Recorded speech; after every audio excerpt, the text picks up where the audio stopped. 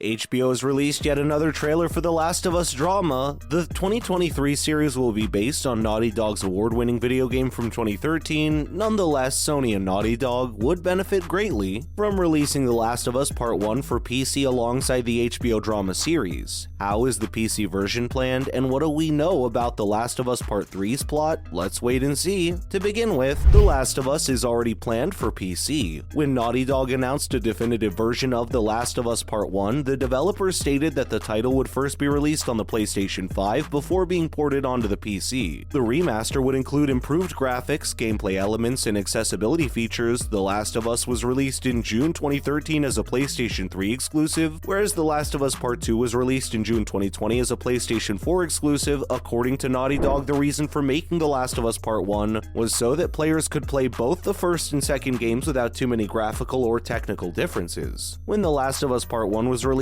on the PlayStation 5 on September 2nd, 2022, it made good use of the new console's capabilities, and it is what the PC port needs to be. This includes the port's various settings, graphical options, system requirements, and most importantly, the release date. Though the prospect of experiencing Joel and Ellie's first adventure together will undoubtedly excite PC players, there appears to be little to be excited about based on the information available on the port. Moving on, Sony and Naughty Dog should strike while the iron is hot. With HBO's The Last of Us releasing in less than a month, more people will be interested in the world and story Naughty Dog has created. This includes those who have yet to play The Last of Us titles and those who do not play games in general. Video games have evolved significantly over the last few decades, and those with little to no knowledge of the medium may be surprised to see how it has evolved to tell stories that are compelling, if not more so, than those found on television or in movies. Releasing The Last of Us Part 1 on PC around the same time as the HBO series premieres would increase game sales and pique people's interest in watching the drama series. Those who have played the games will be curious to see how the HBO series compares to the source material, while those who have only seen the drama will be curious to see how such a serious and heartfelt story could have come from a video game. Regardless of whether the drama series is good, people can enjoy a great video game on more platforms. Following that, The Last of Us fan shares entertaining Part 3 story idea created by an AI. A curious fan asked an AI to generate a script for The Last of Us 2, the sequel to one of PlayStation's first-party titles. Naughty Dog's The Last of Us is a horror survival game series played in the third person. The first game in the series was released exclusively for the PlayStation 3 in 2013. Since its initial release, The Last of Us has received a remaster, a sequel titled The Last of Us 2, and most recently a remake of the original PlayStation 3 title titled The Last of Us Part 1. Fans will also be able to watch the upcoming HBO original series The Last of Us. The Last of Us and The Last of Us 2 have received critical acclaim, and their emphasis on narrative is a big part of why, with The Last of Us 2's divisive story choices, there is currently debate over whether a sequel is planned, and if so, what it would mean for the series' future. Reddit user U-WTF Committee dedicated to use AI to create a script for the game's sequel. In a post to Reddit, he presented an image where they asked an AI to write a script for The Last of Us 3 that starts at the end of The Last of Us 2 where Ellie spares Abby. They also stipulated that the Fireflies would be the plot's antagonists. Next up, what does the AI-generated plot entail? The AI-generated plot begins with Abby and Lev meeting the Fireflies, who are still trying to cure the cordyceps pandemic. When Lev informs Abby that the Fireflies intend to kidnap Dina's child to bait Ellie so that they can create a cure from her body, things take a dark turn.